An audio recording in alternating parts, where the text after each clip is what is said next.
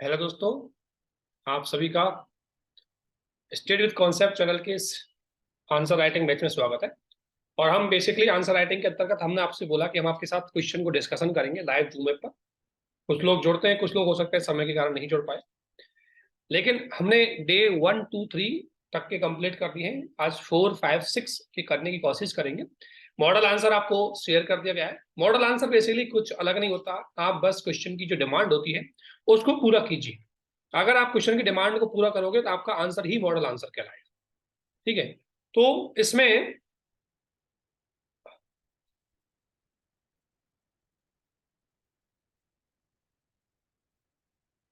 एक minute,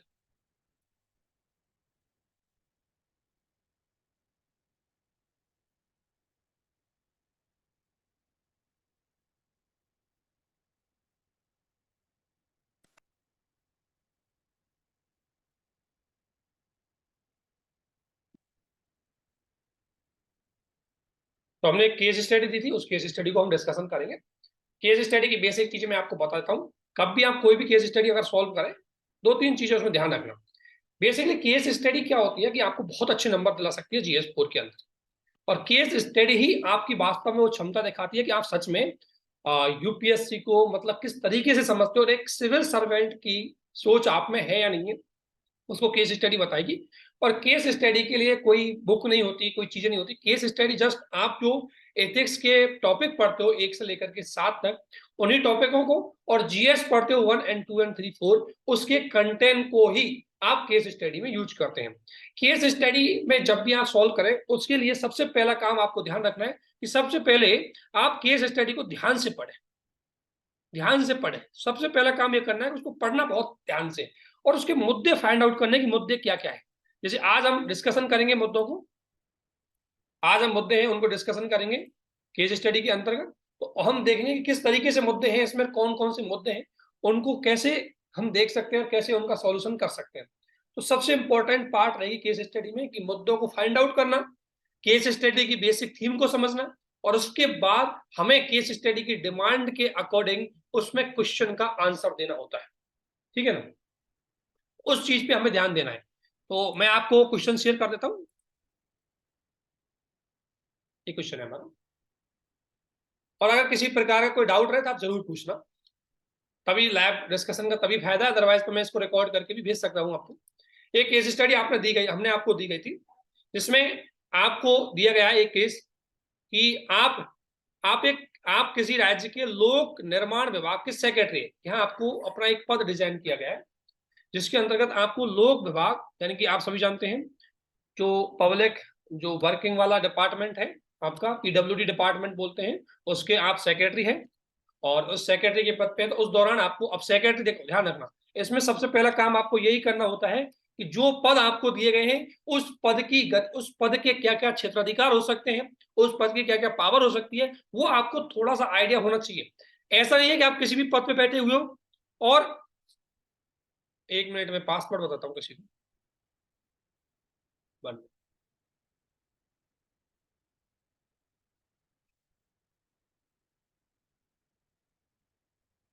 1 minute 1 minute, 258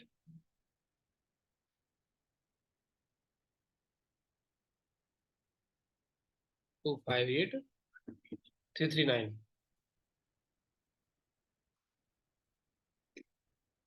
तो 1 minute, कुछ लोग जुड़ रहे हैं, इनको पासवर्ड भेजा है इसमें, भी जल्दी करते हैं। केस स्टडी को बहुत इंपॉर्टेंट है, बहुत अच्छे नंबर आप केस स्टडी में ले सकते हो। सबसे ज्यादा जीएस में, अगर एथिक्स में आपको नंबर खींचने तो पार्ट करेगा आपका काम केस स्टडी, और केस स्टडी में नंबर लेकर के आप एथिक्स में अच्छे नंबर आ सकते हैं।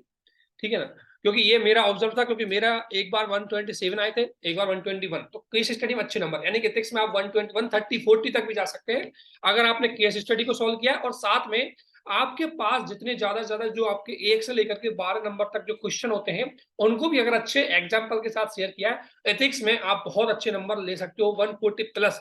जीएस का एकमात्र टॉपिक है एथिक्स, उसी में ही आप इतने नंबर ले सकते हो, अदरवाइज हर जगह इतने नंबर नहीं मिलते। तो इसलिए हमें केस स्टडी को थोड़ा सा ध्यान से देखना होगा और समझना होगा।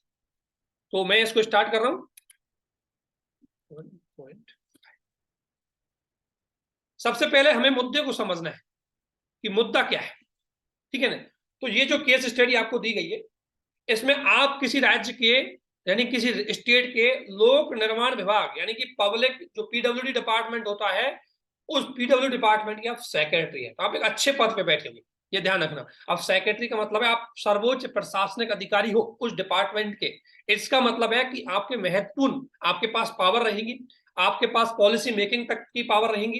तो आप पॉलिसी मेकिंग या पॉलिसी के इम्प्लीमेंट से संबंधित कोई काम आप खुद भी कर सकते हो, इतनी पावर इस पद के रूप में रहेगी। इसलिए जब भी आप एक्शन करोगे तो आपको हमेशा आपके पद की क्या क्या पावर है वो पता होना चाहिए, क्या क्या जिम्मेदारी वो पता होना चाहिए, ताकि आप, ऐसा नहीं है हम आप डीएम हो और आप बोलो कानून चेंज करना है और आपने तुरंत सजेशन दे दिया नहीं कानून चेंज कर दीजिए, तो ऐसे थोड़ी होगा कानून चेंज। आपकी जितनी पावर है वो चीज आपको ध्यान में रखनी है, ठीक है। अब आगे देखिए, आप राज्य में विभिन्न बुनियादी ढांचा परियोजना के निर्माण और रखरखाव के लिए जिम्मेदार हो, यानी कि आपका डिपार्टमेंट है वो स्टेट के अंतर्गत बेसिक इंफ्रा को डेवलप करने से संबंधित जितने भी प्रोजेक्ट चल रहे हैं उन सारे प्रोजेक्टों का केयर टेकिंग करता है, उनकी मॉनिटरिंग करता है, उनकी पूरी रेस्पॉन्सिबिलिटी ओनली एंड ओनली आपकी है, क्योंकि आप उस डिपार्टमेंट के हेड हो। हाल ही में आपके विभाग द्वारा बनाए गए एक पुल के गिरने के कारण कई लोगों की मृत्यु हो गई। ध्यान रखना, हाल ही में आपके विभाग के द्वारा बनाए गए एक पुल के कारण, तो घटना, मुद्दा क्या है, घटना ये हो गई। यहां तक तो बताया गया कि आप क्या हो, आप क्या हो और आपकी जिम्मेदारी क्या है, ठीक है। ये मुद्दे में समझिए। अगला में है घटना, इंसिडेंट क्या हुआ। इंसिडेंट हुआ कि जो प्रोजेक्ट आपने बनाया था उस प्रोजेक्ट में एक फ्लाईओवर या कोई पुल होगा, वो पुल गिर गया और उसकी वजह से सबसे बड़ी दिक्कत है कि कैजुअलिटी हो लोगों की। एक मुद्दा ही ये सबसे सेंसिटिव इशू है, लोगों की क्या हो गई, मृत्यु हो गई, और कई लोग इसमें क्या हो गए, घायल हो गए। तो दो बड़े सेंसिटिव इशू आपके समक्ष आ गए कि कैजुअलिटी बहुत ज्यादा हो गई। अब कई लोगों को मतलब 10 20 50 कोई संख्या नहीं दी गई है, लेकिन एक आदमी की मृत्यु को मतलब मृत्यु, ये सब वो एक तरह से बहुत खराब चीज है। इस पुल का उद्घाटन कुछ में नहीं, पुल सबसे बड़ा इंसिडेंट ये कि पुल अभी बना है, अर्थात इसमें सबसे बड़ी दिक्कत यह है कि इस पुल के कंस्ट्रक्शन के दौरान कहीं ना कहीं कोई कमी छोड़ी गई थी, या तो इसको बेटर तरीके से इसमें जो आप जितने भी आप सीमेंट बजरी जो भी इक्विपमेंट यूज करते हैं, जो भी कंटेंट यूज करते हैं वो ढंग से यूज नहीं किए। इट्स मीन्स इसको अगर दूसरे पहलू से देखें तो कहीं ना कहीं इसमें भ्रष्टाचार तो दिखता ही। अगर कोई पुल आपके एरिया में मान लो बना है और 10 दिन बाद वो पुल गिर जाए तो आप क्या बोलेंगे, अरे यार करप्शन हुआ है इसमें इसलिए गिर गया, ठीक है। अर्थात उसकी ढंग से या तो केयर टेकिंग नहीं की गई, ढंग से उसको बनाया नहीं गया, ढंग से उसको सुपरविजन नहीं किया गया, है ना। और कहीं ना कहीं जो उसके कंटेंट थे या जो उसके बनाने के लिए जो आप इंग्रेडिएंट यूज कर रहे थे, उन इंग्रेडिएंट आपने पूरे यूज नहीं किए, जिसकी वजह से वो पुल गिर गया। और इसे इंजीनियर, सबसे बड़ी दिक्कत यह है कि ये कितना बड़ी हसीयत, आप इसको इंजीनियरिंग का सर्वोत्कृष्ट नमूना एक मॉडल पेश कर रहे थे कि हमारी गौर हमने एक पुल बनाया जो हाई स्टैंडर्ड टेक्नोलॉजी यूज करते हुए बहुत बढ़िया काम किया। लेकिन ये तो ध्यान रखना, एक पॉइंट ये इंजीनियरिंग का उत्कृष्ट नमूना जिसे आप मॉडल बता रहे थे वही फेल हो गया। इस घटना से लोग बहुत आक्रोशित हो गए, क्योंकि जब लोगों की, एक और तो आपने अभी पुल बनाया जिसे आप बड़ा छंडा करके बता भी रहे थे कि बहुत अच्छा पुल है, ये तो इंजीनियरिंग का आदर्श नमूना है, ठीक है ना, और अचानक से 10 दिन बाद वो पुल गिर जाता है। लोग आपके इसी विश्वास पर जाते हैं कि यार 10 दिन पहले पुल बनाया तो मेरी गाड़ी भी इसी पे होके ले जाता हूँ। तो इसकी वजह से बड़ी संख्या में लोग नए नए पुल पे तो जाते ही हैं, आपको पता है शौक होता है, तो इसकी वजह से बड़ी संख्या में लोग हैं उनकी इसमें क्या हुई, एक तरह से लोगों में आक्रोश आ गया कि आप तो इतनी बातें कर रहे थे। तो एक आपको पॉइंट रखना है, पब्लिक ध्यान रखना, सबसे बड़ी समस्या आ रही है जब पब्लिक आक्रोशित होती है, ये आपका मुद्दा है, इसको ध्यान में रखते हुए आपको एक्शन लेना है। पब्लिक क्या है, आपसे आक्रोशित है, गुस्सा, और आपके विभाग पर लापरवाही और भ्रष्टाचार। दूसरा सबसे बड़ा मुद्दा कि आपके विभाग पर, ध्यान रखना, आप पे नहीं लग रहा, आपके पूरे विभाग पे लग रहा है, और विभाग पे लगने का मतलब इनडायरेक्ट रूप से आप पे भी चार्ज लग रहे हैं, भ्रष्टाचार का चार्ज लग रहा है। अब जब भ्रष्टाचार का चार्ज लग रहा है, डेफिनेटली है इसमें ईडी या सीबीआई, या कह सकता हूं मैं दूसरे शब्दों में जांच एजेंसियां जरूर इन्वॉल्व हो सकती है, क्योंकि न्यूज में हो ही गई। आपने अभी मान लो ओडिशा की रेल दुर्घटना देखी, ओडिशा में रेल दुर्घटना हुई, मामला बहुत ज्यादा हाईलाइटेड हुआ, देखते थे कि पब्लिक ने ज्यादा आक्रोश इतना नहीं किया हुआ, लेकिन पब्लिक समझदार थी इसलिए। लेकिन तुरंत रेल जो कंसर्न रेल डिपार्टमेंट था उस पर एक प्रशंसन तो लगा था कि हमारे जो ऑनरेबल रेलवे मिनिस्टर बोलते हैं कि हम 1 1.5 लाख करोड़ रुपए जनता की सुरक्षा, रेलवे की सुरक्षा में खर्च कर चुके हैं, हम नए नए तकनीक अपना रहे हैं, लेकिन कल ही पता लगा कि एक छोटी सी गलती से हमारी ट्रेन टकरा गई, 3 ट्रेन टकरा गई। तो किस बात का है? वो इस बात का नमूना है कि कहीं ना कहीं कोई गड़बड़ी आपसे हुई है। तो उस गड़बड़ी की जांच करने के लिए कोई ना कोई एजेंसी आप भेजोगे, तो ऐसे हो सकता है इसमें भी एजेंसी भेजी जाए, ठीक है ना। यह लोग आपके इस्तीफे की, और पब्लिक जो आरोप है, वो सबसे बड़ी बात है, आपके इस्तीफे की मांग कर रहे हैं और आपके कार्यालय के बाहर विरोध प्रदर्शन कर रहे हैं, ठीक है ना। कुछ मीडिया भी इसमें बात को बड़ा सड़ा करके प्रेजेंट कर रहे हैं। मीडिया तो आप जानती हैं, पब्लिक को सेंसिटाइज करने के लिए, पब्लिक को ज्यादा जोड़ने के लिए, खबर कुछ भी मिली हो तुरंत उसको पब्लिश करेंगे। तो मीडिया इन्वॉल्वमेंट है एक। ध्यान रखना, आपको सबसे पहले ये भी समझना है कि इसमें कौन कौन से हितधारक है। तो मीडिया हो गए, ठीक है ना, आपका विभाग हो गया, ठीक है, इसके अलावा पब्लिक हो गई, और इसके अलावा जो पीड़ित लोग हैं वो भी हो गए, ठीक है ना। आगे पढ़ो। कुछ मीडिया चैनलों द्वारा इस भ्रष्टाचार में शामिल हो इस आप पर इस भ्रष्टाचार में शामिल होने और पुल बनाने से संबंधित ठेकेदारों पर रिश्वत लेने का आरोप लगाया जा रहा है। अर्थात ये कहा जा रहा है कि आपने पैसे लिए और टेंडर ऐसे करप्ट ठेकेदारों को दिया था जिसने इस पूरे कंस्ट्रक्शन में करप्शन किया था। आप इस घटना से काफी दुख हो, आपको अचानक शौक लगा, क्योंकि दुख दो कारण से। पहला कारण यह है कि एक तो आपके डिपार्टमेंट की छवि हुई है, छवि धूमिल हुई है। दूसरा, आपकी पर्सनैलिटी, जिसके आप ईमानदारी के लिए अपने आप को जानते थे, आपने अपने पूरे जीवन को ईमानदारी के लिए कर दिया, क्योंकि आगे बोली जा रही है बात। आप बड़ा दुख हो, क्योंकि एक तो पब्लिक की मतलब दुख हो, पब्लिक है, लोगों की मृत्यु हो गई, डिपार्टमेंट पे कलंक लग गया, आपके ऊपर भी कलंक लग रहा है, आप बहुत दुखी हो। इस पुल के गिरने के पीछे की सच्चाई का पता लगाना चाहते हो। अब आप चाहते हो कि क्या कारण है इस पुल के पीछे, तो आपका मेन टारगेट ये है, मेन उद्देश्य है कि आप चाहते हो कि भाई इस कौन को किसकी वजह से घटना घटे, तो ये कौन इसके लिए जिम्मेदार है। आप अपनी प्रतिष्ठा और सत्यनिष्ठा की भी रक्षा करना चाहते हो, आप अपनी इमेज, अपनी इंटीग्रिटी, जिसके लिए आपने अपने जीवन के पिछले 30 साल 20 सालों तक बड़ी मेहनत और कड़ी ईमानदारी से जो आपने अपनी प्रतिष्ठा और इमेज जिस इमेज अर्जित की, उसको आप बनाए रखना चाहते हैं। तो ये बेसिक केस स्टडी है, और इसमें फिर कहा गया कि इस स्थिति में आप क्या करेंगे। आप स्थिति में शामिल नैतिक मुद्दों को बताते हुए, इस स्थिति में जो शामिल नैतिक मुद्दे हैं, आपको उन नैतिक मुद्दों को बताते हुए इस संदर्भ में आपने द्वारा ली जाने वाली कार्रवाई दो है। एक तो क्या करोगे, ठीक है, दूसरा नैतिक मुद्दे, और तीसरा कार्रवाई। कार्रवाई इसी का पार्ट है कि आप क्या करोगे, ठीक है ना, इसी का ही पार्ट है वो, आप क्या करोगे, ठीक है, यानी क्या एक्शन होगा। तो देखो ये क्वेश्चन था। अब देखो आप इसमें क्या समझ पाए। इसमें जब भी आप ऐसे कोई भी केस स्टडी समझो, पहले उसकी मेन थीम समझो, उस मेन थीम से आप इंट्रो स्टार्ट कर सकते हो कि बेसिकली केस स्टडी डिपेंड किस पे। दूसरा, इसके हितधारक कौन कौन से। हितधारक देखो, इसमें हितधारक कौन होगा, एक तो आप स्वयं ही हो गए, है ना।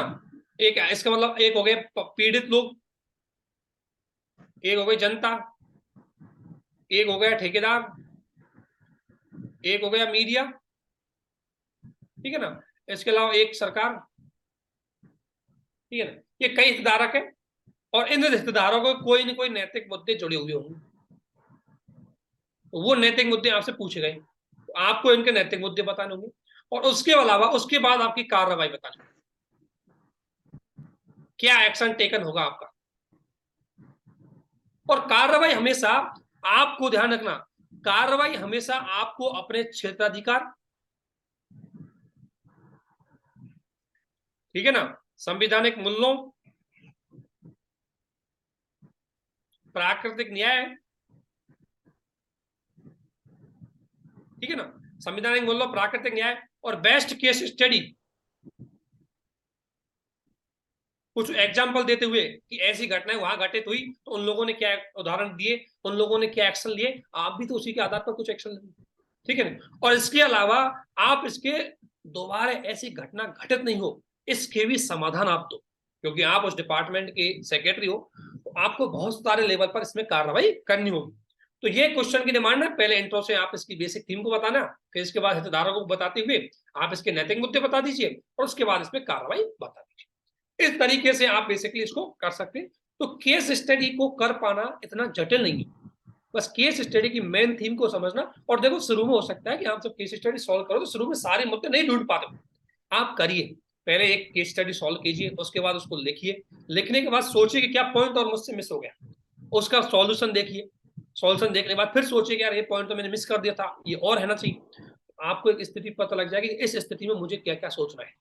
जब भी हम ये ऐसा नहीं करें कि ये केस स्टडी हमने दी यही उठ के आ जाएगी same to same, case study ये नहीं आएगी, बट सर्कमस्टेंस, परिस्थितियां ऐसी आ जाएंगी, और आपको पता है हर परिस्थिति में आपको किस प्रकार से डिसीजन लेना है, इस बारे में आपको चीजें पता होनी चाहिए।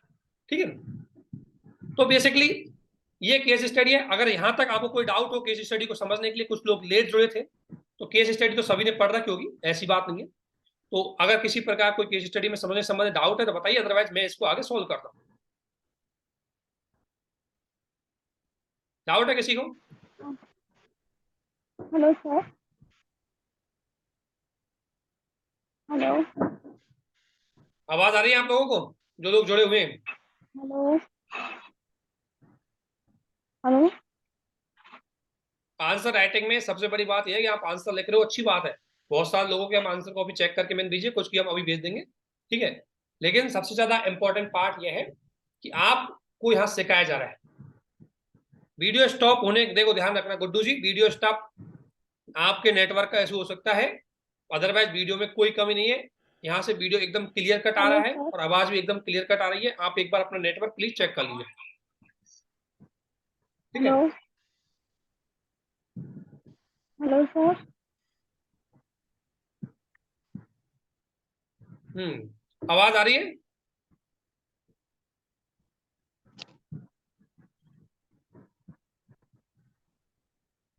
हेलो, बोलिए हेलो। बोलिए, कुछ लोगों की आवाज। अच्छा एक मिनट, एक मिनट, मैंने आवाज कम कर रखी, मैं चेक कर लेता हूँ, एक मिनट, एक मिनट, एक मिनट, वेट वेट प्लीज। हाँ आप बोलिए, आवाज आ रही है आप लोगों को मेरी? हेलो। हाँ यस। हाँ सर, मतलब ना अभी जो आपने बताया था कि जो सीएस के सब्जेक्ट थे, तो वो सब्जेक्ट के बेस पे हमें ये सॉल्व करना है। हेलो।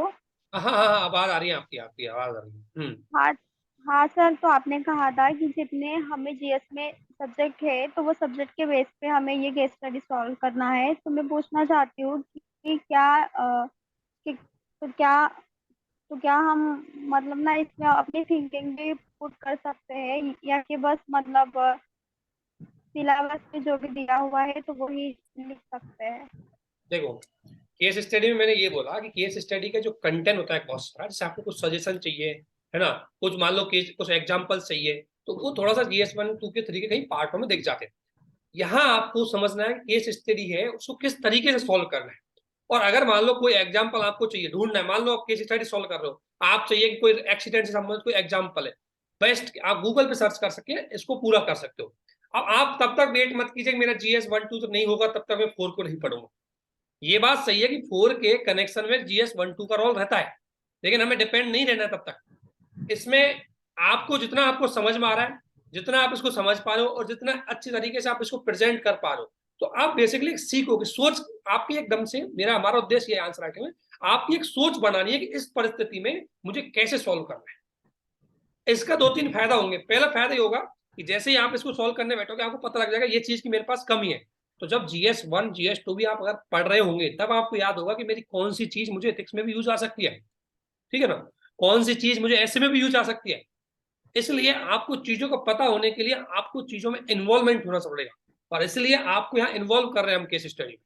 और केस स्टडी के लिए आपको कोई किताबी ज्ञान की जरूरत नहीं होती ज्यादातर। केस स्टडी आपकी सोच को बताती है कि हम एज ए सिविल सर्वेंट आपके क्या क्षेत्राधिकार है और क्या एक्शन आप ले सकते हो, और ये बिल्कुल प्रैक्टिकल होती है, इसमें कोई किताबी ज्ञान की जरूरत नहीं होती, ठीक है ना, ये पूरी प्रैक्टिकल है। भाई आप सभी जानते हो, जैसे आप इसमें, चलो ये मैंने पुल की घटना दी है, पुल को साइड में रख दो, आप उड़ीसा की रेल इंसिडेंट ले लो।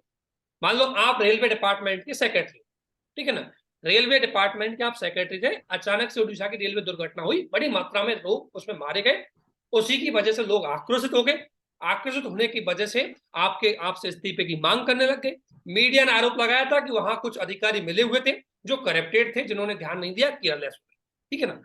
अब इस तरह की घटना, और आप अपनी ईमानदारी के लिए जाने जाते हो, तो इस केस स्टडी को हम किसी भी तरीके से लिख सकते हो। ऐसा नहीं है कि केस स्टडी के लिए कोई आपको मतलब इसी एक ही केस स्टडी पर डिपेंड रहना है। आपको बस परिस्थितियां समझनी है कि ऐसे केस स्टडी आए तो मुझे किस तरीके से डिसीजन लेना, बस वो समझिए आप।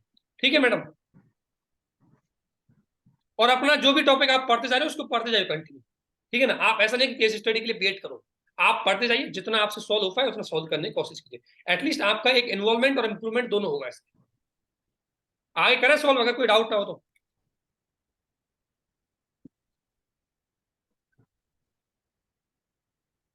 करें? Hello? Yes sir. Okay, thank you. ठीक है ना, तो आप जब भी कोई केस स्टडी देखो, जैसे सिंपल सा, अब मैंने ये लिखा है तो इसका मतलब ये सोचना, क्योंकि मैंने अपनी एक पेपर देते समय ये लिखा है, तो ऐसा नहीं कि इसको मैंने बहुत मतलब हो सकता है इसमें भी कमी रह गई हो, लेकिन अब कई कमी इसमें भी निकाल देंगे, लेकिन आप एटलीस्ट आपको एक मॉडल दे दिया कि आपको इस तरीके से आंसर लिखना चाहिए। ठीक है ना, तो देखो मैंने थोड़ा सा थीम बताई इस केस स्टडी की, मैंने थीम बता दी केस स्टडी क्या है, ये थीम है बस। कि केस स्टडी बेसिक डिपेंड क्या है, केस स्टडी बुनियादी परियोजनाओं के निर्माण प्रक्रिया में व्याप्त कमियों, ध्यान रखना, क्योंकि आपको पता है कमी तो निकल ही गई, जो पुल 10 दिन में गिर गया डेफिनेटली उसमें कमी तो थी कुछ न कुछ। ठीक है, और उनके गिरने से हुए जन नुकसान, अब ऑब्वियसली पब्लिक को तो नुकसान हुआ है, पब्लिक की डेथ वाला कई लोगों की मृत्यु हुई है, से उत्पन्न समस्याओं और एक ईमानदार सिविल सेवक को सत्यनिष्ठा और प्रतिष्ठा की रक्षा हेतु उत्पन्न चुनौतियों को प्रतिबिंबित करती है। मेन थीम ये है कि आप ईमानदार हो, आपके डिपार्टमेंट से गलती हो गई तो आपके समक्ष ये चुनौतियां हैं, अब आपको कैसे इन चुनौतियों पर एक्शन लेना है, ये आपकी मेन केस स्टडी। अब ऐसा नहीं इसको कोई किताब से उठा के दे रहे हैं, ये किताब से नहीं, आपको सोचना है और जो आप समझ पाए उस चीज को स्टार्टिंग में लिख देना है कि आप क्या समझ पाए। आप जो भी समझोगे बस वो केस स्टडी से जुड़ा वही होना चाहिए, उससे बाहर नहीं होना चाहिए। ठीक है, तो ये बेसिकली दिया। तो इस केस स्टडी में कई हितधारक हैं जिनके कई नैतिक मुद्दे हैं, तो मैंने क्या है हितधारक भी साथ में ले दिए और उनके नैतिक मुद्दे, क्योंकि ये क्वेश्चन की डिमांड है। अब कई बार लोग क्या करते हैं, जैसे मैंने इसका सॉल्यूशन कई जगह देखा और कई लोगों की कॉपी चेक करती है, ध्यान रखना, कई लोगों को एक केस स्टडी का तरीका होता है कि आपके पास क्या क्या विकल्प है और उनके क्या पक्ष और विपक्ष को चेक करके आप बेस्ट विकल्प को चूज कीजिए, लेकिन वो तरीका हर केस स्टडी में नहीं चलता। ठीक है ना, अगर मान लो एग्जाम में क्वेश्चन में पूछा है कि आपके पास कौन कौन से विकल्प है, इनका मूल्यांकन कीजिए, तब तो आपको मूल्यांकन करना है। अगर आपसे नहीं पूछा गया है और आपको लगता है कि थोड़ा रूप कहीं ना कहीं इनडायरेक्ट रूप से पूछने की कोशिश कर रहा है, तो भी आप लिख सकते हैं। लेकिन यदि वो विकल्प आपसे पूछ नहीं गया, डायरेक्टली आपसे कार्रवाई पूछ ली, अगर वो पूछता है कार्रवाइयों का मूल्यांकन कीजिए, तब तो आप विकल्पों में आंसर दे सकते थे कि मेरे पास ये एक विकल्प ये होगा, एक विकल्प ये होगा, एक विकल्प ये होगा। जैसे मेरे पास एक विकल्प होगा मैं इस्तीफा दे दूं, ठीक है ना, मेरे पास एक विकल्प होगा कि मैं तुरंत एक्शन लूं किसी पे, ठीक है ना, मेरे पास एक विकल्प होगा कि मैं पब्लिक को समझाते हुए मीडिया के सामने जाते हुए मामले को शांति से बैठ करके दीर्घकालीन रणनीति के साथ इसको निपटाऊं। तो आपके पास मुख्य विकल्प या ऑप्शन कई हो सकते हैं, बट यहां आपसे पूछा है कि आपका एक्शन क्या होगा, आपकी कार्रवाई क्या होगी, तो हमें कार्रवाई पे फोकस करना है और कार्रवाई सिस्टमेटिकली चलती है, वो विकल्पों में नहीं चलेगी। इसलिए यहाँ जो एक्शन लेंगे हम वो सिस्टमेटिकली एक्शन लेंगे।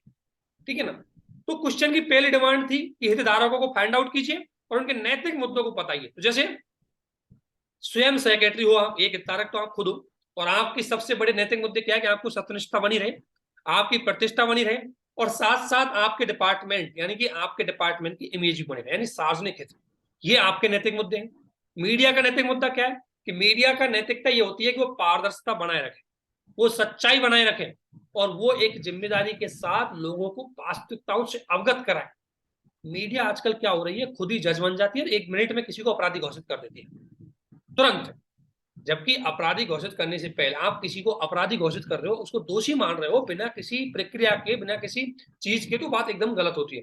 तो मीडिया को एकदम ट्रांसपेरेंसी रखनी है मीडिया से। इसके अलावा इसमें कानून प्रवर्तन एजेंसी जरूर आएंगी, क्योंकि मैंने बताया करप्शन का मामला है, इसलिए कानून प्रवर्तन एजेंसी यानी कि ईडी सीबीआई, ईडी और सीबीआई, तो ये ईडी और सीबीआई जब अगर जांच करेंगी तो कैसे करनी चाहिए, इनके नैतिक मुद्दे क्या हो सकते हैं, ये एकदम गैर निष्पक्षता से जांच करें, एकदम न्याय से करे, जो किसी के साथ मतलब अन्याय ना हो, और एकदम जवाबदेहिता से। ठीक है ना, अब जनता के साथ नैतिक मुद्दा है सुरक्षा का और विश्वास का। जनता को थोड़ा बहुत तो अपने जो अथॉरिटी है, अपना जो सरकार है, उसको थोड़ा देर तक के लिए विश्वास रखना चाहिए। ऐसा नहीं है कि फेक न्यूज आई और एकदम भड़क गई, ठीक है ना, तो जनता के भी कुछ दायित्व है। इसके अलावा सरकार का मेन दायित्व है कि वो निरीक्षण अच्छे से करें, ऐसे प्रोजेक्टों का इस तरीके से निरीक्षण करें कि दोबारा ऐसी घटनाएं ना घटित हो। विभाग का क्या काम है? विभाग है जो पीडब्ल्यू डिपार्टमेंट है, उसकी क्या नैतिकता है कि वो अपनी परियोजनाओं में गुणवत्तापूर्ण बना के रखें ताकि इस प्रकार की घटनाएं ना घटित हो, पब्लिक में विश्वास बनाए रखें। अगर आप प्रोजेक्ट ऐसे बनाओगे जो 10 दिन में गिर जाएगा तो पब्लिक का विश्वास कहां रहेगा भाई? इसके अलावा व्यवसायिकता का मतलब है कि आप अपने डिपार्टमेंट का जो प्रोफेशन है, यानी कि कंस्ट्रक्शन करना, निर्माण करना, उसको इस तरीके से करें कि उसमें पूरी ईमानदारी, पूरी सत्यनिष्ठा हो। ठीक है ना? ठेकेदार से क्या उम्मीद की जाती है? ठेकेदार से कहा जाता है जब आपको हम पैसा देते हैं तो आप ईमानदारी से अपना काम कीजिए। आपका नैतिक मुद्दा क्या है? आप ईमानदारी से काम कीजिए, आप अपने दायित्व से काम कीजिए, और आप जो भी काम कर रहे हैं उसको परफॉर्मेंस बेस हमें दिखाएं। तो हर हितधारक से एक नैतिक मुद्दे की अपील है। तो ये बेसिक नैतिक मुद्दे हैं। ठीक है, तो नैतिक मुद्दे पकड़ना कोई बड़ी बात नहीं है। नैतिक मुद्दे का मतलब है आपको उस हितधारक से क्या जुड़ा है जिसकी आपसे नैतिकता की उम्मीद कर। ठीक है, यहां तक कोई डाउट? यस या नो में जवाब जरूर देते जाइए ताकि मैं आगे बढ़ूं। ठीक है, no sir. Okay, thank you. और ऐसा नहीं है किसी एक का नो बोलने का मतलब सबका नहीं, अगर किसी अपनी ओर से किसी को भी डाउट हो तो यस जरूर बोल देना कि मुझे डाउट है। ठीक है, अब देखो, अब हमने यहां तक काम कर दिया, पहला थीम बता दी, थीम बताने के बाद हितधारक बता दिए। अब हितधारक के बाद मैं एक्शन पे आऊंगा। ठीक है ना? हितधारक के बाद मैं एक्शन मतलब मैं कार्रवाई पे आऊंगा। जो क्वेश्चन की बेसिक डिमांड थी, इन स्थितियों में मैं क्या करूं। तो देखो, आप मुझे पैराग्राफ कनेक्ट करने के लिए ऊपर पहले पैराग्राफ को नीचे वाले से कनेक्ट करना है। तो इस उपर्युक्त नैतिक मुद्दे और केस स्टडी में निहित समस्या और स्थितियों के मद्देनजर मेरी कार्रवाई निम्न प्रकार से होगी। मतलब मेरी निम्न प्रकार की कार्रवाई, as a secretary of the department मैं निम्न प्रकार से कार्रवाई करूंगा। सबसे पहला एक्शन मेरा क्या होगा? मृतकों एवं पीड़ितों की सहायता करना। पहला काम, पीड़ितों की सहायता करना मेरी पहली जिम्मेदारी होगी। ऐसा नहीं है कि मैं अब भाषणबाजी में फंसा हुआ हूं, मैं अपनी सफाई देने में फंसा हुआ हूं। सबसे पहला काम करना है कि जो उस रोड मतलब पुल गिरने की वजह से एक्सीडेंट हुए हैं, सबसे पहले उनको अस्पताल पहुंचाया जाए, उनको सुरक्षित अस्पताल में सुविधा दी जाए ताकि जो लोग घायल हुए उनको सुचारू रूप से काम किया। साथ ही जो लोग मतलब जो मृतक हुए उनको तुरंत कुछ आर्थिक सहायता, एक बार म्यूट कर लीजिए प्लीज। ठीक है ना? जो अन्य देखो, एक तो काम दो स्थिति में देखना है। पहली बात, घायल लोग हैं उनको इलाज अस्पताल में ले जाइए और उनका सुरक्षित इलाज करवाइए। ठीक है ना? गुणवत्तापूर्ण इलाज करवाओ। आप इलाज करवाओगे, लोगों का इलाज अगर सरकार करवाएगी, अच्छे हॉस्पिटल में करवाएगी, तो लोगों में एक भावनात्मक लगाव धीरे धीरे जुड़ने लग जाता है। ठीक है, दूसरा, अगर मान ले किसी के घर में परिवार में डेथ हुई है, उनके साथ एक साथ में खड़े हुई है, उनके साथ अपनी टीम को भेजिए। भेजने के बाद उनसे मिलिए और मिलने के बाद जो जरूरी सहायता कर सके वो जरूरी सहायता उनकी करने की कोशिश करें। एक भाव ध्यान रखना, एक सिविल सर्वेंट का सबसे बेस्ट काम होता है वो भावनात्मक रूप से पब्लिक से जुड़े। अगर आप इमोशनल इंटेलिजेंसी का यहाँ यूज कर लोगे तो आप काफी हद तक चीजें मैनेज करोगे। ठीक है ना? तो एग्जाम्पल आप देख सकते हैं, जैसे एक सबसे बड़ी एग्जाम्पल मैं केस स्टडी बताऊं, ओडिशा की अभी जो रेल दुर्घटना हुई थी, इसमें हॉस्पिटलों में जनता रक्त देने के लिए, ब्लड डोनेशन करने के लिए दौड़ी थी। पब्लिक को बिना मतलब इतना अच्छी तरीके से पब्लिक ने इसमें सपोर्ट किया था, जनभावना आई थी कि लोग हॉस्पिटलों में जो घायल थे उनके इलाज के लिए जो डोनेशन, अगर ब्लड चाहिए वो ब्लड देने के लिए गए थे। तो इस बात का संकेत है कि पीड़ितों की सहायता आप दो तरीके से कर सकते हैं। देखो, आप तो एक तो पब्लिक की भी सहायता ले सकते हो, एक अन्य लोकल जो लीडर है वहां उनकी सहायता ले सकते हो। इसके अलावा आप खुद अपने क्षेत्राधिकार में जो काम कर सकते हो वो सहायता आप कर सकते हो। ठीक है ना? तो पहला मेरा एक्शन होगा कि पीड़ितों को सहायता जरूर करो। पहला काम, जिनको अस्पताल पहुंचना। ठीक है ना? तो पहला एक्शन आप समझ गए, मैंने एग्जांपल दे दिया, ओडिशा में ऐसी घटना हुई थी। तो ये क्या होगा? एक केस स्टडी हो गया। ऐसी अगर एक दो केस स्टडी बीच में डालते जाओ तो आपका क्वेश्चन में कंटेंट अच्छा हो जाएगा। अगला, अब आपने ये काम कर दिया हॉस्पिटल का कि लोगों को हॉस्पिटल पहुंचा दिया, इलाज चल रहा है, तुरंत जांच करवाओ। और देखो, अब इन चीजों को प्रैक्टिकली समझो। ओडिशा की रेल दुर्घटना हुई, आपको पता है, होते ही सरकार ने अनाउंसमेंट किया कि सबको फ्री में अच्छी से गुणवत्तापूर्ण इलाज दिया जाए। ठीक है ना? सारे हॉस्पिटल, सारे प्राइवेट हॉस्पिटल, सभी को एक ऑर्डर इशू कर दिया कि आपको एनी हाउ कंडीशन लोगों का इलाज करना है। पहला काम किया। सेकंड, तुरंत ही आपने देखा होगा कि रेलवे मिनिस्ट्री से एक आदेश आया कि इसकी तुरंत जांच करवाई जाए, सीबीआई को भेजा जा रहा है। तो स्वतंत्र जांच शुरू करो। देखो, जो घटनाएं प्रैक्टिकली घटित होती है वही केस स्टडी में घटित होती है। आपको पता है कि तुरंत दूसरे दिन सीबीआई जांच करने के लिए पहुंच गई थी। ठीक है ना? लेकिन आपको इस मामले में अपनी विभागीय जांच पहले करवाई, तो तुरंत क्या करो, स्वतंत्र जांच शुरू करो। स्वतंत्र जांच का मतलब है आप ऐसे लोगों से जांच करवाओ जिनके किसी भी प्रकार के मामलों में इन्वॉल्वमेंट होने की ना संभावना ना हो और ना ही उनके किसी प्रकार के हित टकराए। तो पुल गिरने के कारणों की जांच हेतु विशेषज्ञों और इंजीनियरों की एक स्वतंत्र टीम बना करके निष्पक्ष, पारदर्शी और बिना किसी हित टकरावों के आप जांच सुनिश्चित कर सकते हो। यानी कि सब ध्यान रखना, अब क्योंकि पुल का मामला है तो इंजीनियर तो आपको शामिल करनी है जांच में, वही बता पाएंगे कि क्यों गिरा था पुल, ठीक है ना। और एक स्वतंत्र टीम बनाइए और उनको निष्पक्ष, पारदर्शी और बिना किसी हित टकराव की, यानी कि उसमें ऐसे किसी व्यक्ति को इन्वॉल्व मत करना जो इस पुल के निर्माण के दौरान शामिल था, नहीं तो वो इसकी कमी बताएगा ही नहीं। तो इस तरीके से आपका दूसरा एक्शन क्या होगा, आप एक स्वतंत्र जांच करें। चाहो तो आप एग्जाम्पल दे सकते हो, ओडिशा में क्या हुआ, ओडिशा की दुर्घटना और एक पुल की दुर्घटना हुई थी जो गुजरात में पुल था, उसकी मोरवी पुल गिरा था गुजरात में। आपने देखा होगा सबसे तुरंत, आपको पता है यहाँ तक कि प्राइम मिनिस्टर के द्वारा भी ऑर्डर दिया गया कि एक स्वतंत्र जांच कमेटी बैठाई जाए और तुरंत जांच करके with in 10 days, with in 5 days में हमें रिपोर्ट प्रेजेंट करें। तो वही आपको एक्शन इसमें लेना है, ठीक है ना। अगला, अब देखो ये कोई किताबी ज्ञान नहीं है, ये कोई किताब से नहीं निकली है ज्ञान। मेरा कहने का मतलब है कुछ केस स्टडियां ऐसी होंगी जहां पर थोड़ा फैक्ट चाहिए होता है, बाकी केस स्टडी प्रैक्टिकल लाइफ से जुड़ी होती है। अब यहाँ मैंने मोरवी पुल की घटना आपने सुनी होगी, पिछले साल गुजरात, अभी कुछ 2023 में हुआ था, गुजरात में हुआ था। तो पुल गिर गया। अब पुल गिरने के बाद सबसे पहला काम किया गया कि जो लोग उसमें मुख्य रूप से हताहत हुए उनको अस्पताल पहुंचाइए। उसके बाद उनकी जांच की एक जांच टीम बनाई और उसको आदेश दिया गया कि 15 दिन में आप जांच करके हमें सौंपे। ठीक उसी प्रकार से आप यहाँ एक क्या करोगे, जांच समिति बनाओगे।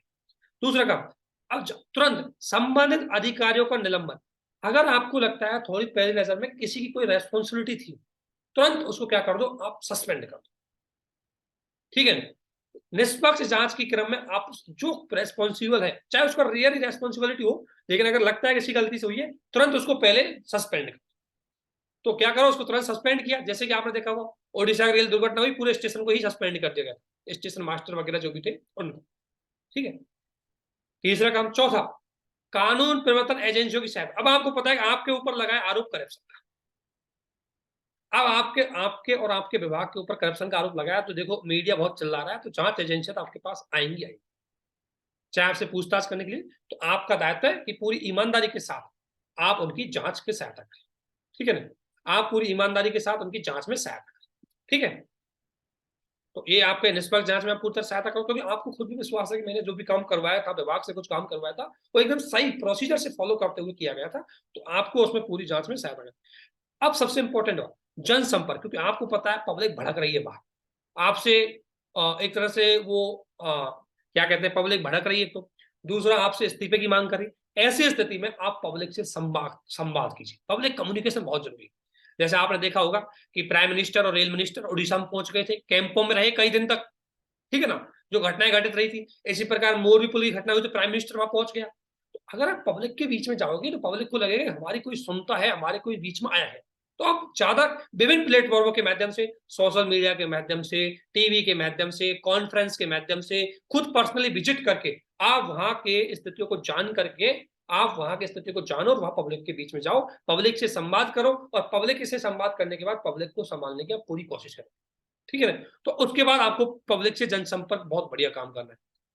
और इसलिए उसके बाद संचार और पारदर्शिता, जो भी आप जनसंपर्क करोगे, यानी कि प्रेस कॉन्फ्रेंस करी या मीडिया के माध्यम से आप कोई भी बात करी, तो आप वहां लोगों से पूरी अच्छी तरीके से बातें बताइए।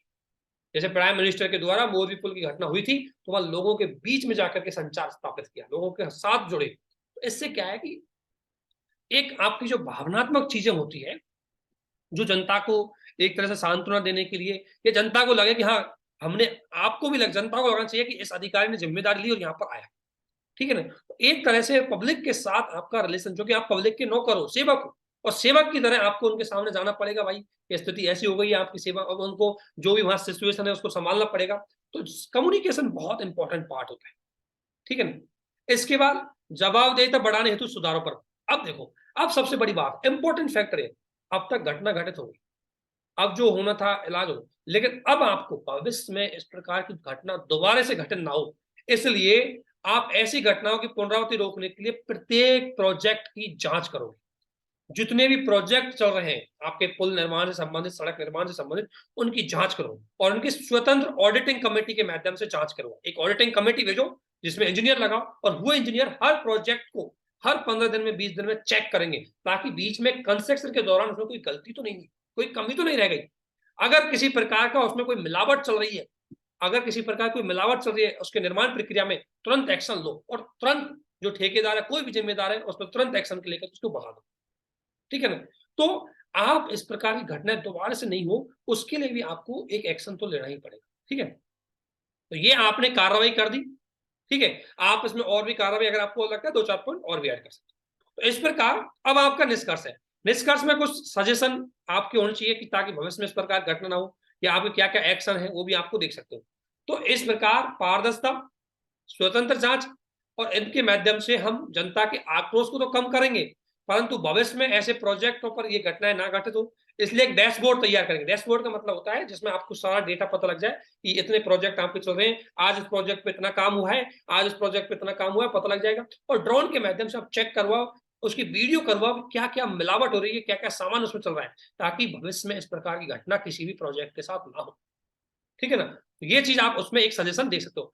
कभी भी केस स्टडी हो, आप तकनीक का जरूर सजेशन देना। ठीक है ना? तो मैंने सजेशन दे दिया, ड्रोन का यूज करो।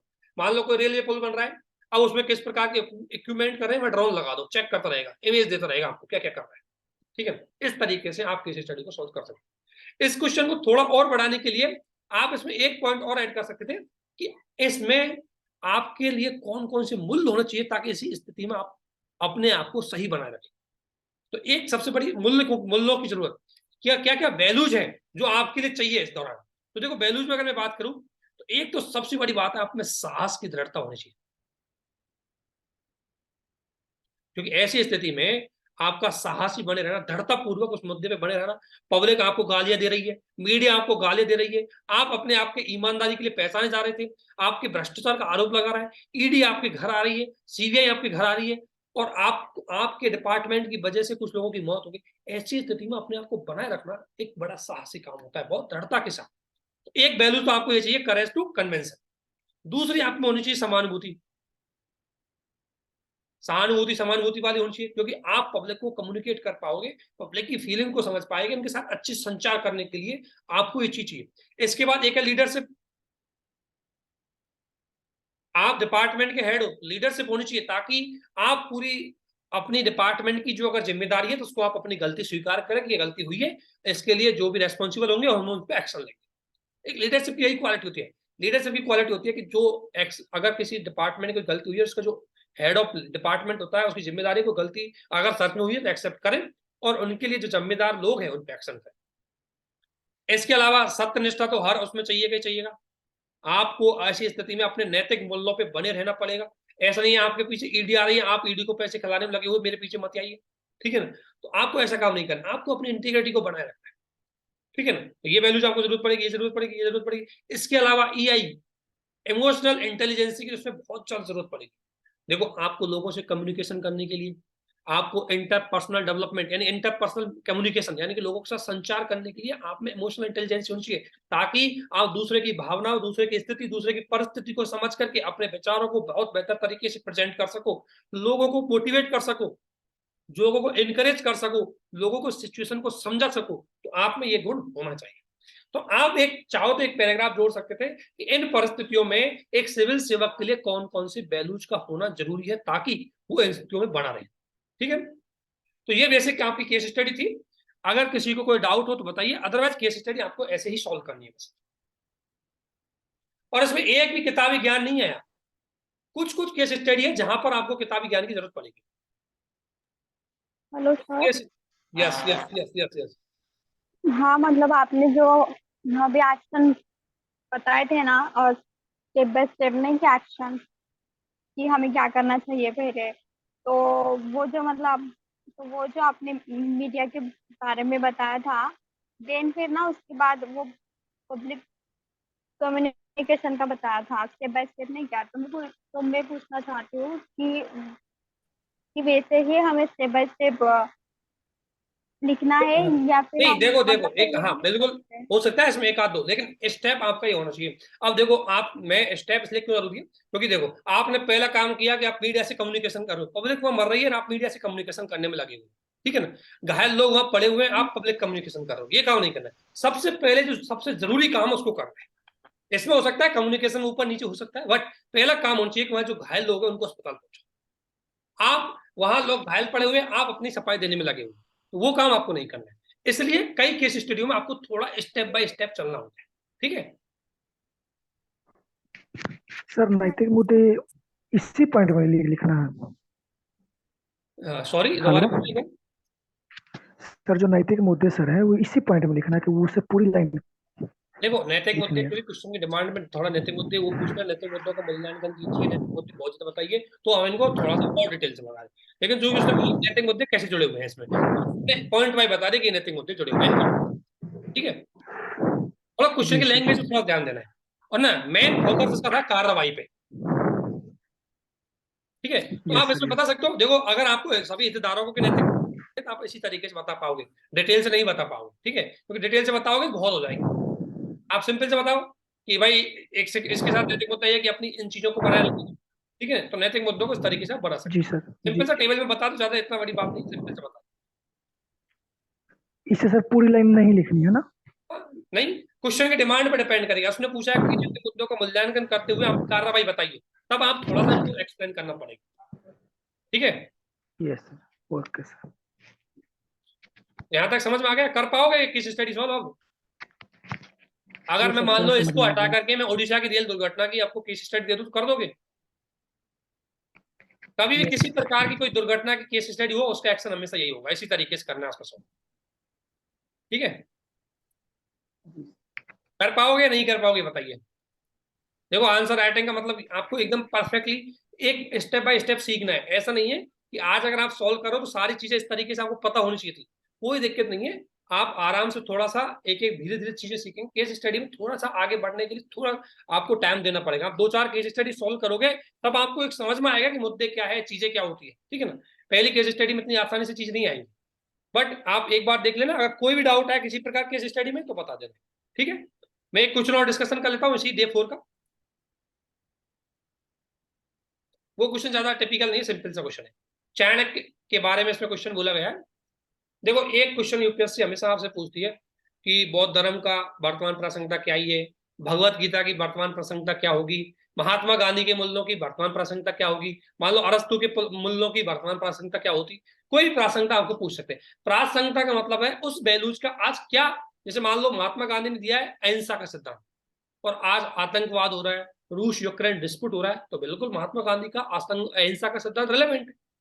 अगर दो देश बातचीत के माध्यम से विवादों का निपटान कर लेंगे तो गांधी जी का अहिंसा का सिद्धांत यही तो कहता है कि दो देश आइए, बात कीजिए, मुद्दों का समाधान कीजिए, ठीक है ना। तो कहाँ युद्धों की जरूरत पड़ेगी? तो आज के समय में इसी प्रकार से क्वेश्चन आते हैं। तो कोई भी अगर दर्शन की आपसे प्रासंगिकता पूछी जाए तो आपको उस दर्शन के क्या क्या दर्शन है और वर्तमान समस्याएं बताइए कि इस वर्तमान समस्या का समाधान के लिए ये दर्शन काम आएगा, ठीक है।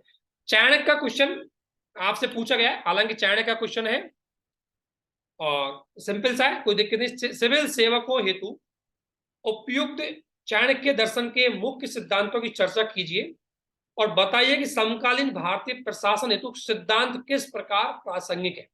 यानी कि चाणक्य ने जो मौर्य काल के प्रशासन के लिए जो सिद्धांत दिए थे दर्शन के लिए कि प्रजा के सुख में ही राजा का सुख है, सिविल सेवक को जनता के हित की सोचना चाहिए, सिविल सेवक को ईमानदारी से काम करना चाहिए, तो वो मूल्य आज के समय में कितने प्रासंगिक।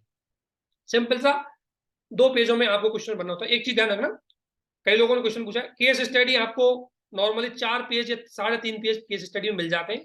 केस स्टडी में आपको इतने पेज मिल जाते हैं। हमेशा एग्जाम में आपको शब्द गिनने नहीं है, आपको बस पेज भरने हैं। जैसे 150 शब्दों में 2 पेज भरने होते हैं, 250 शब्दों में 3 पेज भरने होते हैं, ठीक है ना। और केस स्टडी में 3-3.5 पेजों के बीच में होता है। तो आपका काम होना चाहिए पेजों को भरना। अब अगर आपकी स्पीड कम है तो थोड़ा शब्द मोटे लिखिए, ठीक है ना। अगर आपकी स्पीड बढ़िया है और आप ज्यादा बात एक्सप्रेस करना चाहते हो तो शब्द छोटे लिखिए। वो आप पे डिपेंड करेगा आप किस तरीके से प्रेजेंट कर रहे हो, लेकिन आपको पेज इतने ही मिलेंगे, ठीक है। कोई शब्दों को काउंट करने के लिए नहीं बैठा, डायरेक्टली आपको पता होना चाहिए कि कितने उसमें वो आते हैं। अब सिंपल सा है, आपको सबसे पहले ऐसे क्वेश्चनों में हमेशा जिसका दर्शन दिया गया उसी के बारे में बता दो बस। बौद्ध धर्म का दिया गया है तो बौद्ध धर्म को बता दो, जैन धर्म का दिया गया है जैन धर्म को बता देना, महात्मा गांधी का दिया है तो महात्मा गांधी के सिद्धांतों को शुरू में बता देना थोड़ा सा कि गांधी जी कैसे थे। इसमें मैंने ऐसे बता दिया कि प्राचीन भारतीय इतिहास में चाणक्य एक शिक्षक और दार्शनिक कूटनीतिक थे।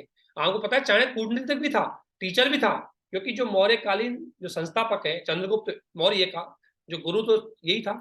और ये आपको पता है जो हमारी एक यूनिवर्सिटी थी तक्षशिला, उसके आचार्य भी थे, ठीक है ना।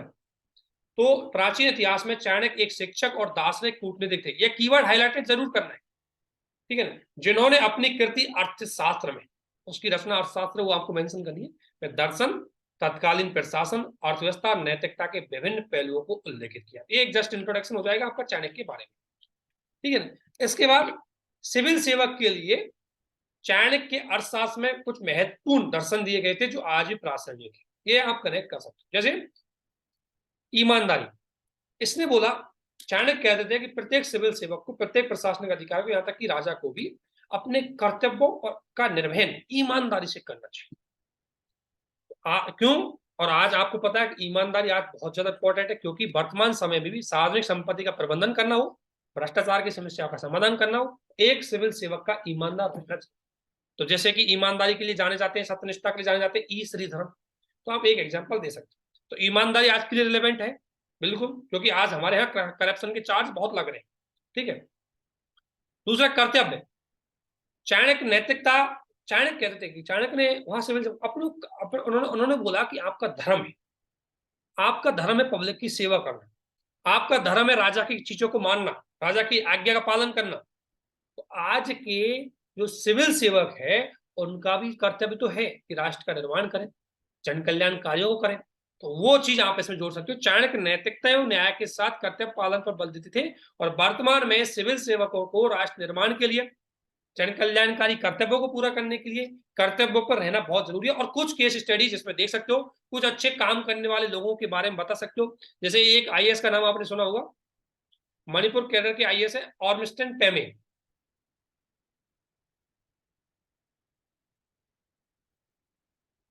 है ना। ऑर्मिस्टन पेमे एक बहुत बड़ी डेडिकेटेड और एक बहुत बड़े लीडरशिप क्वालिटी वाले एक आईएएस ऑफिसर है जो मणिपुर में है। इन्होंने लोगों को मोटिवेट करके वहां पर अपने कर्तव्य को, वहां पर कर्तव्य को पूरा करके 100 किलोमीटर की सड़क बनवा दी, लोगों से पैसा इकट्ठा करके, पब्लिक से, वहां के जो डोनेटर है उनसे पैसा लेकर के 100 किलोमीटर की सड़क बनवा दी। तो आप, इन्होंने अपने डेडिकेशन के साथ इसको काम को पूरा किया। बहुत सारे एग्जांपल है। कोविड-19 में सौम्य पांडे के बारे में जानते हैं। सौम्य पांडे अपने बच्चों के साथ साथ उसने ये ड्यूटी भी निभाई। तो एक अच्छे 2-4 ऑफिसरों के आपको नाम पता होने चाहिए जिनका आप केस स्टडी में एग्जांपल दे सकते हैं। तो ड्यूटीज निभाने के लिए बहुत रिलेवेंट है आज भी। विवेक, देखो विवेक को चाणक्य कहता है कि एक सिविल सेवा में विवेक होना बहुत जरूरी है, विवेक को महत्व देते हैं।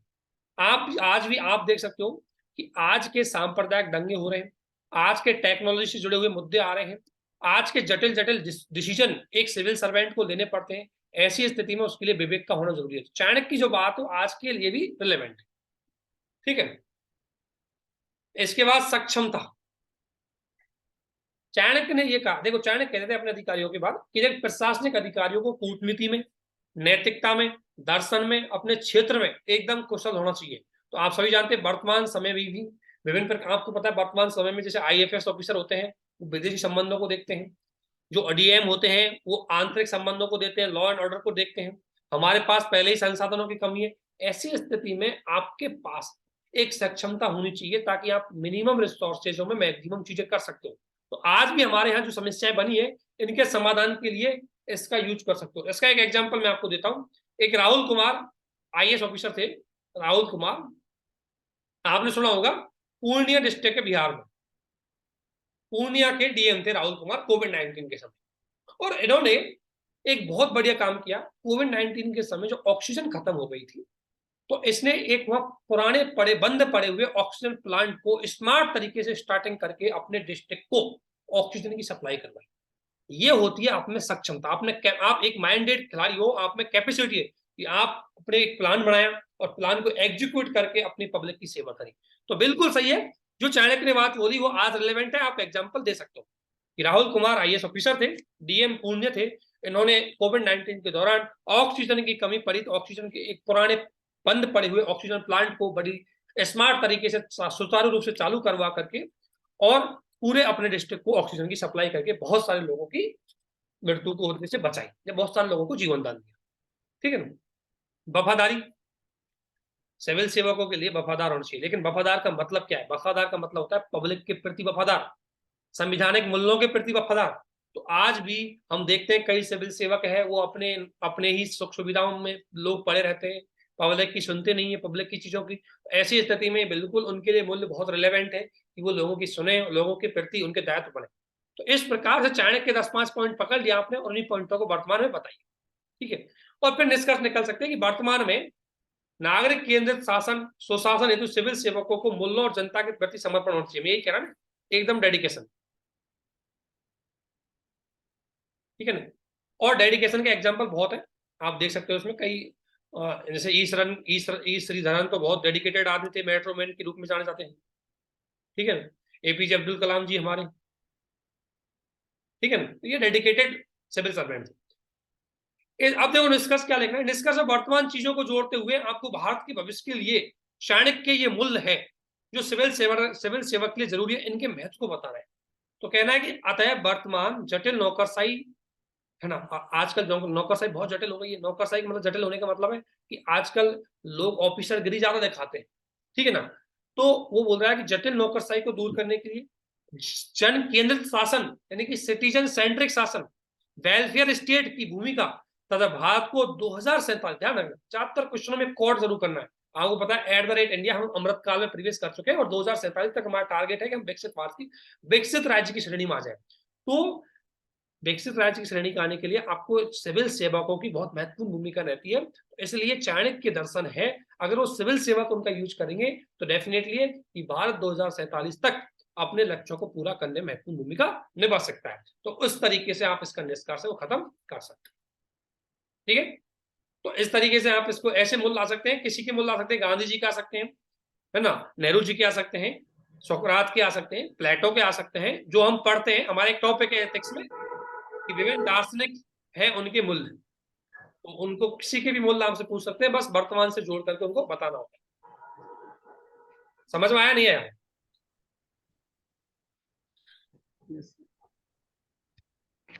सर पुराना एग्जांपल मेंशन कर सकते हैं? क्या क्या क्या? हेलो, हाँ हाँ,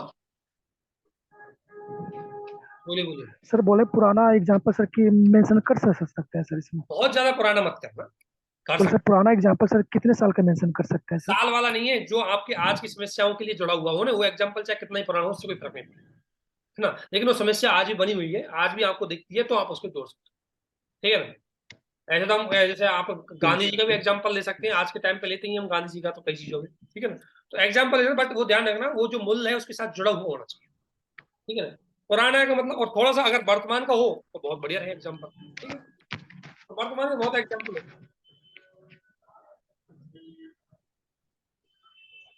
ठीक है, तो आज हम ये 2 क्वेश्चन ही करते हैं क्योंकि केस स्टडी में टाइम लग गया और ज्यादा समय का मेरे पास भी थोड़ी कमी है, तो हम इतना ही करते हैं। इसी आधार पे आपको अगली केस स्टडी सॉल्व करनी है, इसी आधार पे आपको टेक्स्ट के क्वेश्चन सॉल्व करने। और प्लीज थोड़ा सा खुद अपने लेवल पे चीजें सोचिए, आप लोग पे डाउट होंगे तो उसको पूछिए, तभी आप उनको अच्छे से कर पाओ। ठीक है, अगर डाउट किसी को और? No sir, thank you so much, आपने बहुत ही अच्छे तरीके से समझाया। ओह थैंक यू मैडम, आपको समझ में आ गया ना, आगे से कर लोगे आप केस स्टडी कोई आएगी अच्छे से थोड़ा। हाँ और कोई टेंशन मत क्योंकि लीजिए, आप जब तक 50 क्वेश्चन लिखोगे ना तब तक आप में कॉन्फिडेंस बन जाएगा, ये गारंटी है। ठीक है ना। हाँ लेकिन सर, वो देखना है आप नेटवर्क कई लोग प्रॉब्लम क्या, थी, वो नेटवर्क प्रॉब्लम थी, तो इसलिए मैं ना इतने दिन से क्लास ज्वाइन नहीं कर पाई थी, लेकिन आज मेरा फर्स्ट क्लास था तो बहुत अच्छा लगा आपसे ओह थैंक यू पढ़कर। मैडम। कोई ना, हम वैसे रिकॉर्डेड क्लास भी शेयर करते हैं। ठीक है ना, अगर आप किसी कारण से कोई चीज समझ में नहीं आई हो तो रिकॉर्डेड क्लास में भी आप देख सकते ओके सर, थैंक यू। हैं। ठीक है, और गुड्डू कुमार जी बताइए, आपको समझ में आया नहीं आया?